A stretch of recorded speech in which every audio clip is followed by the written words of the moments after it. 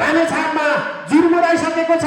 अब हामीले यो फागुनको 21 गतेको चुनाव नेकपा एमालेका सूर्य ध्वजावाहक उम्मेद्वार कमरेड माधव ढुङ्गेल र समानुपातिक उम्मेद्वार कमरेड राजकुमार श्रेष्ठलाई रामेछापबाट विजय गराएर हामीले 56 पछिको यो प्रतिनिधि सभा जितेर हाम्रो संसदमा प्रतिनिधित्व गर्ने हाम्रो जुन आकांक्षा यसपालाई हामीले पुरा गर्न गइरहेका छौँ कमेन्टहरू। अब नेकपा एमालेलाई रामेछापमा कुनै शक्तिले पनि रोक्न सक्ने छैन।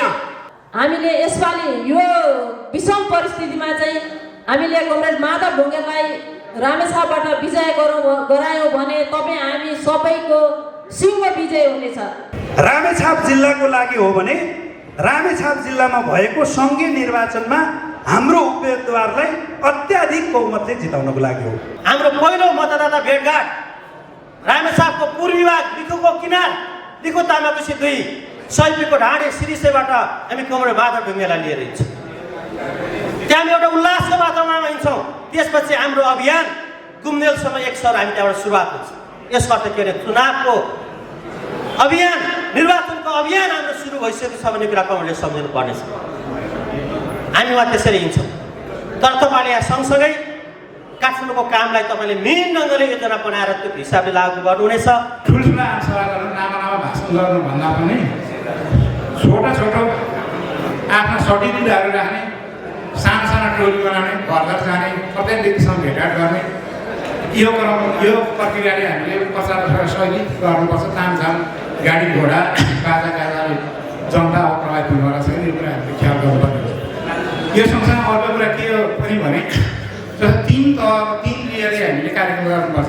प्रमुख जस्तो हाम्रो उम्मेदवार जानुभन्दा अगाडि गाउँ टोल वडाका साथीहरूले एक चरण बुझ्नुपर्छ। त्यहाँ माहौल के छ, कसो भएर जानुपर्छ, कसरी कार्यक्रम गर्नुपर्छ, कसरी मिलाउने, त्यो सल्लाह लिइसकेपछि उम्मेदवार कमरेडलाई हामीले सकेसम्म सबै वडामा पुर्याउनुपर्छ। उसो वडामा उम्मेदवार कमरेडले आफ्ना भनाइहरू राखिसकेपछि भेटघाट गरेर कार्यक्रम फर्किसकेपछि अर्को फेरि एक चरण हामीले पुनरावलोकन गर्नुपर्ने हुन्छ। सीमावलोकन उहाँले के भन्नुभयो, कसलाई भेट्नु भएन अथवा यसो भनेको भए हुन्थ्यो अथवा यो कुरामा चाहिँ माधवले बोलेन, यी कमेन्टहरू हुनसक्छ। पालिकाका अध्यक्ष, उपाध्यक्ष र त्यो कमिटीका सम्पूर्ण मान्छेहरूलाई चाहिँ तपाईँले एकचोटि मेसेज पठाउनुहोस्। जुन उहाँका अगुवा कार्यकर्ताहरूलाई मेसेज पठाउनुहोस्।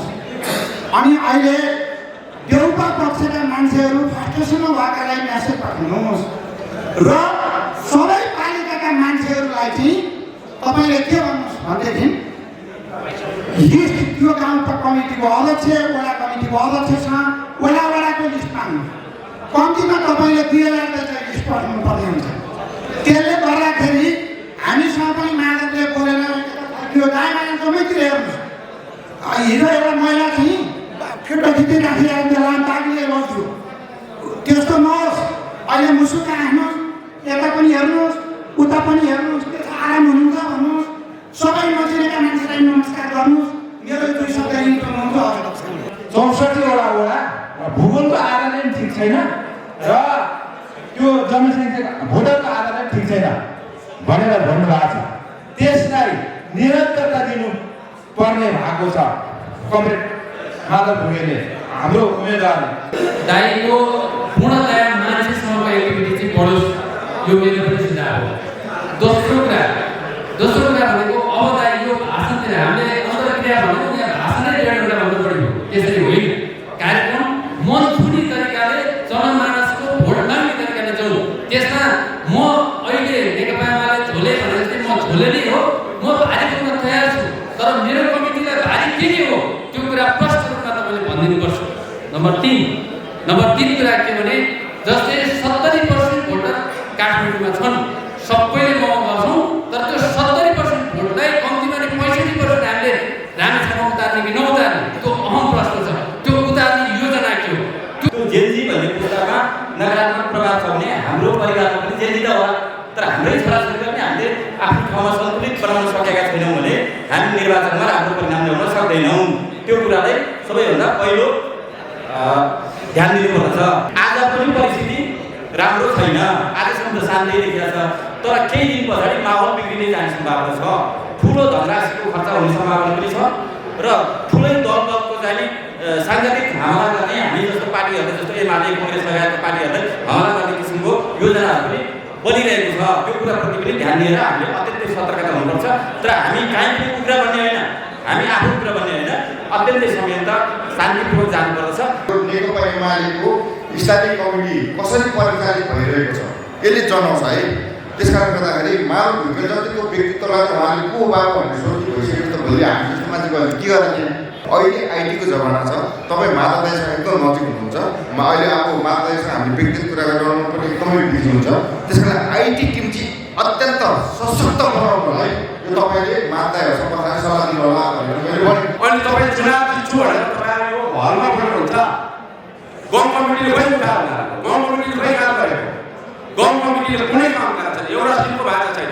हामी जस्तो अभिभावक हामी पार्टीको 48-47 लायक मान्छेले एक पल फुट बसेको भएको छैन, एउटा मान्छेले कसैले यो चुनाव जानुपर्छ भनेको छैन। अनि यो कसैले चुनाव सक्यो हुन्छ, चुनाव जित्छ, फलानले मान्छे सुन्जेबाद फर्क पराउँछ, यति मात्रै प्रचार गरिन्छ कसरी हुन्छ। यो भाषणमा मात्र सीमित हो।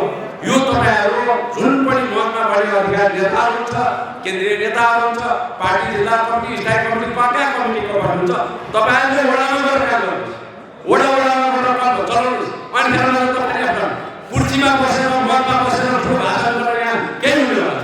त्यसो हुनाले तपाईँहरूले यो चुनाव यदि जित्यो भन्छ भने तपाईँहरू घर घरमा गएर खट्नुहोस्। तपाईँलाई सबै मान्छे भेला बनाएर एक ठाउँमा गएर भाषण गरेर केही पनि हुँदैन। त्यस कारणले सबैभन्दा पहिला तपाईँको खानापिनी गाउँपालिकाको कमिटी, वडा कमिटी यसलाई परिचालन गर्नु पर्यो। यसलाई परिचालन केही पनि हुँदैन। त्यस कारणले मेरो सुझाव यही छ, तपाईँहरूले यो भाषण गर्नुभन्दा पनि वडा कमिटी पालिका कमिटीहरूलाई चलाउने र सबै अरूका कार्यकर्तालाई सम्झने गर्नुहोस्। अब एउटा साथीले अघि भन्नुभयो माधव कमरेडले हामीलाई चिन्दैन भन्छ, जसले पनि मैले पनि आज 10,000 भोट गरेँ, उहाँले मलाई चिन्नै हुँदैन भन्छ। किन चिन्नु हुँदैन भने उहाँ त भर्खर आएको उम्मेदवार हो, कसरी चिन्छ भनेर। अनि उम्मेदवार हुने रहेछ, अस्ति दिन चिन्नु पर्दैन त, अस्ति दिन फोन गर्नु पर्दैन भन्छ। यस्तो यस्तो कुराहरू छ। यो कुराहरूलाई हाम्रो बनाउनु पर्दा हामी सम्झाउँछौँ। आइटीका साथीहरूलाई गोलबन्द बनाएर एउटा टिम बनाएर हरेक मान्छेहरूलाई कसरी प्रभावित पार्न सकिन्छ।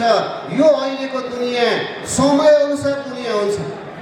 अहिलेको दुनियाँ भनेको सामाजिक सञ्जालको दुनियाँ हो। कमरेडले उठाउनुभएका केही शैलीगत कुराहरू छन्, मेरा शैलीगत कुराहरू ती मैले सुधार्ने प्रयास गर्छु। त्यो कहिलेकाहीँ यस्ता स्वभावहरू हुन्छन्, त्यो स्वभाव त्यो मैले नजानी पनि बनिरहेको हुन्छ। त्यो हरेक मान्छेका आफ्ना विशेषताहरू हुन्छन्। उमाकुण्ड मौसमकै त्यहाँको मौसमै आफैमा टुरिज्म हो है। दोरुम्बा त्यहाँको मौसम आफैमा टुरिज्म, सैलुङ दोरुमा सैलुङ, त्यो मौसमको त्यहाँको इन्भाइरोमेन्ट आफैमा टुरिज्मको लागि आकर्षणयुक्त ठाउँ। अब हामीसँग 4वटा विषयवस्तु तपाईँहरूको बिचमा राख्न चाहन्छु। हाम्रो के छ? आलु किबी छ, सुन्तला जुनार छ, एभोकाडो पनि हुन्छ, जडीबुटी छ, जडीबुटी प्रशोधन केन्द्र, फलफुल प्रशोधन केन्द्र, आलुको प्रशोधन केन्द्र। ल, यसका मेगा प्रोजेक्टको परिकल्पना गरौँ। हामीसँग पनि पैसा कमाएका व्यवसायीहरू हुनुहुन्छ। मेगा प्रोजेक्टमा रामेछाप बेलीका धेरैका सेयरहरू रोक राखेर जोडेर एउटा प्रोजेक्टको परिकल्पना गरौँ। राज्यको कन्सेप्ट यहाँनिर कहाँनिर कन्ट्रिब्युट गर्न सक्छ, राज्यलाई इन्टरलिङ्क गरौँ। बस त्यो मेगा प्रोजेक्टले आलुका यी छिमेकी देशमा बनाएको आलुका परिकारका 5वटा पाता राखेर हावा भरेर ल्याएका ती चिप्स खाएर हाम्रो बच्चा बच्चीले कति पैसा तिरेर बुझाएर हिँडिसके। आलु किन बेच्नु पऱ्यो? आलुको परिकार बनाउने फ्याक्ट्री खोलाउँ न। जुनार किन बेच्नु पऱ्यो? जुनारको परिकार जुस ब्रान्डिङ गरौँ न। किवी किन चिनै सक्नु बेच्नु पऱ्यो? किवीको जुस बनाउने फ्याक्ट्री खोलाउँ न, त्यसलाई ब्रान्डिङ गरेर त्यो ब्रान्ड चाहिँ बजारमा पठाउँ। हाम्रो बजार त चिन्दै छैन नि। अब विचार दृष्टिकोण हिसाबले हरेक इस्युका सोसाइटीमा उठेका हरेक चिजहरूसँग डिल गर्न सक्ने, त्यसलाई ट्याकल गर्न सक्ने, त्यसको जवाफ दिन सक्ने र त्यसलाई रेस्पोन्स गर्न सक्ने सक्षम तपाईँको प्रतिनिधि हुनेछ भन्ने कुराको म तपाईँ यतिको कुरा चाहिँ तपाईँहरूको बिचमा कमिटमेन्ट गर्न चाहन्छु। पार्लियामेन्टभित्र उभिँदा तपाईँको शिर झुक्न म दिने छैन। पार्लियामेन्टभित्र दुनियाँका आँखा अगाडि तपाईँका शिर ठाडो पार्ने गरी नै मैले आफ्ना प्रस्तुतिहरू राख्नेछु। यो पार्टी देशव्यापी रूपमा यस्तो अफेन्सिभ ढङ्गले अगाडि बढ्यो, हजारौँ लाखौँका सभाहरू हामीले सम्पन्न गऱ्यौँ र जनताले सङ्कटमा साथ दिँदो रहेछ भन्ने कुरा एमालेको परिचय हो भन्ने कुरा तपाईँहरूको बिचमा राख्न चाहन्छु। र त्यसले पार्टी आफ्ना असन्तुष्टिका बावजुद नेतृत्वसँग केही असहमति भए पनि ती सबै चिजलाई थापी राखेर पार्टी जीवनको रक्षाका लागि मैदानमा उभिएको पार्टी हो यो। त्यसर्थ एउटा समयमा कता कतै आफ्ना आकाङ्क्षाहरू आफ्ना मतहरू राखे पनि पार्टीको रक्षाका निमित्त, पार्टीको जीवन रक्षाका निमित्त, पार्टीको समुन्नतिको निमित्त र यो पार्टीलाई विश्वास गर्ने यो पार्टी पङ्क्ति हो भन्ने कुरा त्यसबाट त्यो परिचय प्रश्न पार्न सकिन्छ। कहिलेकाहीँ हाम्रो पार्टीको नेतृत्वले महाधिवेशनमा 2टा लाइनबाट चुनाव हामी एक छुट्टा छुट्टै लिस्ट बाँडिदिन्थ्यौँ। तर हाम्रो महाधिवेशनबाट आएको प्रतिनिधि कस्तो थियो भने एउटा पक्षलाई टोटल चुनाव जिताउँदैन, दुईटै पक्षलाई ब्यालेन्स गरेर ल्याइदिन्छ। हेर्नुहोस् त पार्टी जोगाउन कस्तो सिपालु छ हाम्रो पार्टीका सदस्य। जिताउनु पर्नेहरूलाई जिताउँछ, हराउनु पर्नेहरूलाई हराउँछ, अथवा जो जिताउनु पर्ने हो तिनीहरूलाई जिताएरै छाड्छ र पार्टीलाई सकेसम्म सन्तुलित ढङ्गले अगाडि बढाउन सक्ने त्यो विवेकी कार्यकर्ता भएको पार्टी हो यो।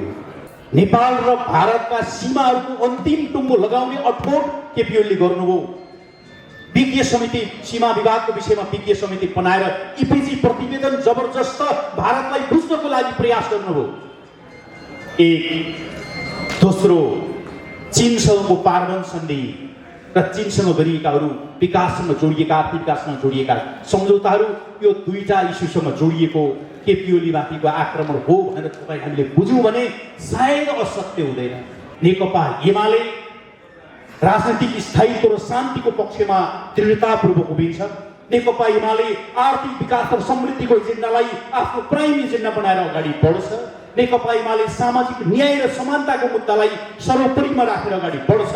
चाहे वृद्ध भत्ता, विधवा भत्ता या अपाङ्गता दलितहरूका निमित्त दिए भत्ता र स्वास्थ्य र शिक्षाका सुविधाहरूको कुरा सन्दर्भ होस्, त्यो हामीले सुरु गरेको विषयवस्तु र त्यसको उचाइमा पुर्याउने सङ्कल्प गर्छ। एमाले राष्ट्रिय स्वाधीनता र राष्ट्रियताको मुद्दामा कम्प्रोमाइज गर्दैन, मेरो देश मै बनाउँछु भन्ने कुराको अपोज गर्छ।